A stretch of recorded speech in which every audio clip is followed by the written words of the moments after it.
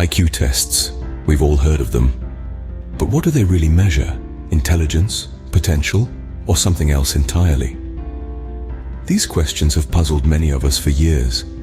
We've been told that these tests are a measure of our cognitive ability. But is that truly the case?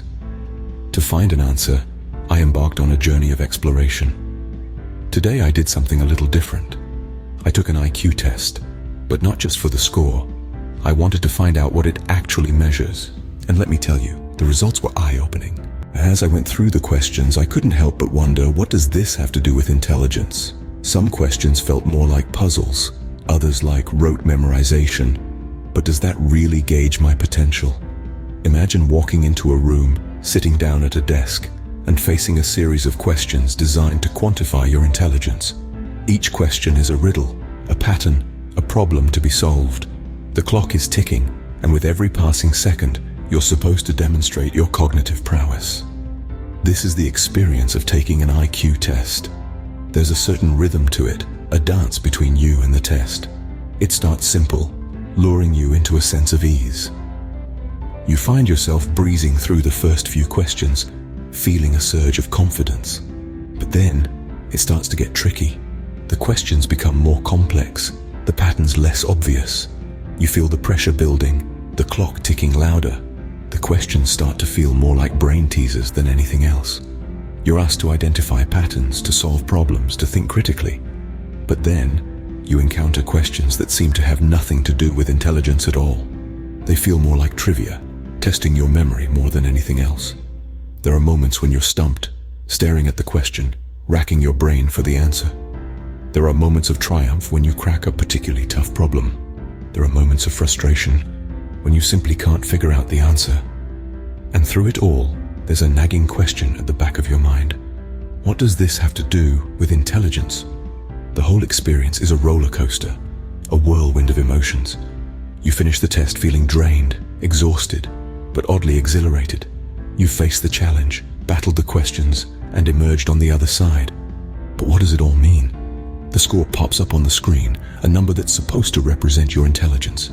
But does it really? Does it capture your creativity, your emotional intelligence, your ability to think outside the box? Does it reflect your potential, your capacity to learn and grow? Or is it just a number, a snapshot of how you performed on a particular day, at a particular time? The truth is, IQ tests are a measure of certain cognitive abilities, but they're not the be-all and end-all of intelligence. They can't capture the full spectrum of human intellect, the myriad ways in which we think, learn, and solve problems. They don't measure our capacity for empathy, our ability to connect with others, or our knack for coming up with creative solutions to complex problems.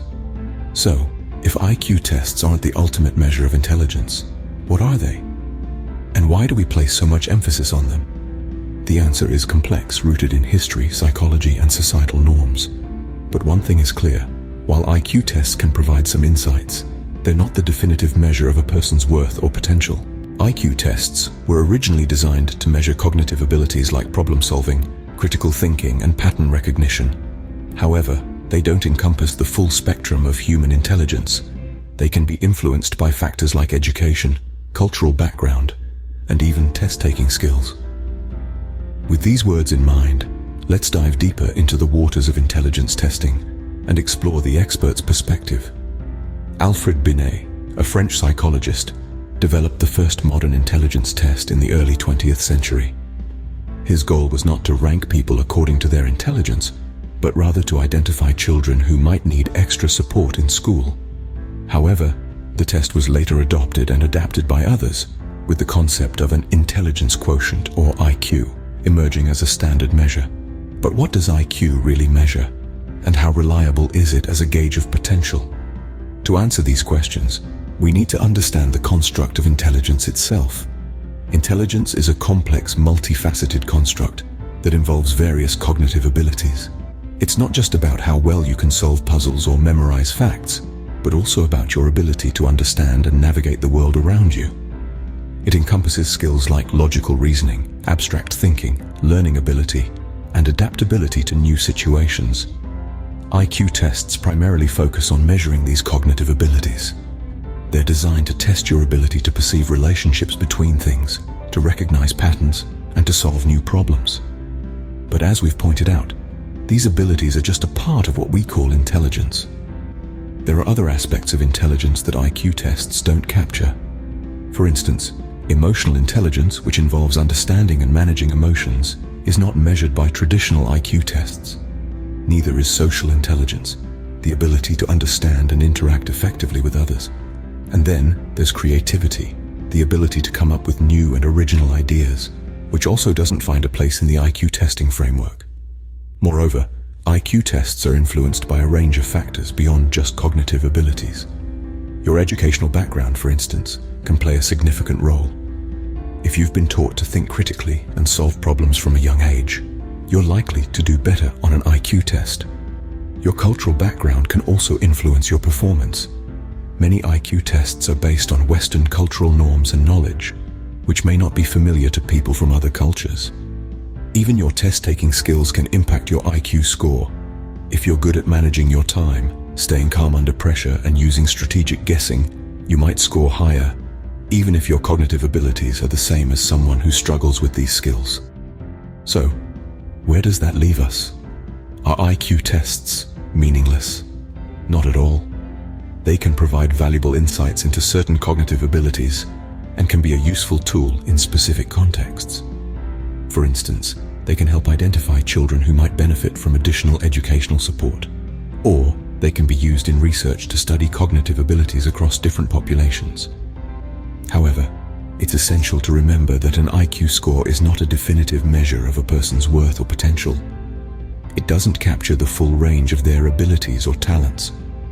It doesn't reflect their character, their values, their creativity, or their ability to connect with others. It's just one piece of the puzzle, and it should be treated as such. In the end, it's not your IQ score that defines you, but how you use your intelligence to contribute positively to the world around you. As Albert Einstein once said, "Everybody is a genius, but if you judge a fish by its ability to climb a tree, it will live its whole life believing that it is stupid." IQ tests can be a useful tool in certain contexts, but they shouldn't define our worth or potential. Remember, intelligence is much more than a number. It's a rich tapestry of abilities, skills, experiences, and qualities that make us who we are. So, what do people really think about IQ tests? As we delve deeper into the world of intelligence quotient assessments, it's essential we consider a crucial component: public opinion. After all, it's the people who interact with these tests, who experience the highs and lows of the scores, who truly understand their impact. Let's start with John, a high school teacher. He shares, "I've seen students excel in these tests and others who struggle. The problem? The test doesn't measure creativity, emotional intelligence, or social skills. It's a piece of the puzzle, sure, but it's not the whole picture. It's like trying to judge a fish by its ability to climb a tree." And then we have Emily, a corporate executive. She's been on both sides of the coin. She says, "I've taken IQ tests for job applications, and now my company uses them as a screening tool. But here's the thing, an IQ score doesn't guarantee job performance or success. We've had employees with high scores who couldn't work in a team or handle pressure. An IQ test is a tool, but it's not the only tool." We also spoke to Sarah, a recent university graduate. She says, "I've taken IQ tests out of curiosity. They're challenging and make you think. But my score doesn't define me. I have talents and skills that a test can't measure. I'm more than a number." These perspectives highlight a common thread: the realization that IQ tests, while valuable in certain circumstances, don't fully encompass what makes us human. They don't account for our resilience, our empathy, our ability to inspire and create. They don't measure our passion, our perseverance, or our knack for turning dreams into reality. It's not all doom and gloom, though. IQ tests do have their place. They can provide insights into certain cognitive abilities. They can highlight strengths and areas for improvement. They can even be a fun mental workout.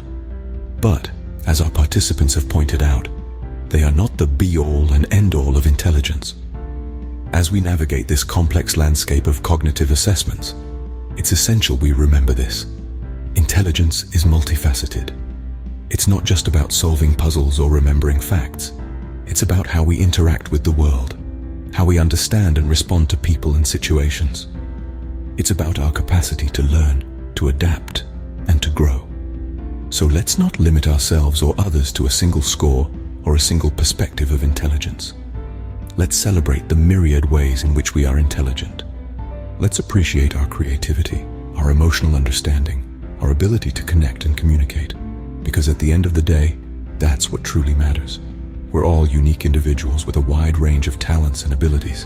And that, dear friends, is something no test can truly measure. So the next time you hear someone talking about IQ tests, remember, they're just one piece of the puzzle. Intelligence is about more than solving puzzles or recalling facts. It's about creativity, emotional awareness, and our ability to adapt to change. No single test can capture the full spectrum of our capabilities. What really matters is how we use our intelligence to make a positive impact in the world. Thanks for watching, and don't forget to like, share, and subscribe for more thought-provoking content. Your engagement helps us to continue exploring intriguing topics like the true nature of intelligence. Remember, every click, every comment, and every share makes a difference. Keep the conversation going, challenge perspectives, and encourage others to do the same. Let's continue to ask questions, seek answers, and foster an environment of understanding and growth. Stay curious, and until next time, keep thinking.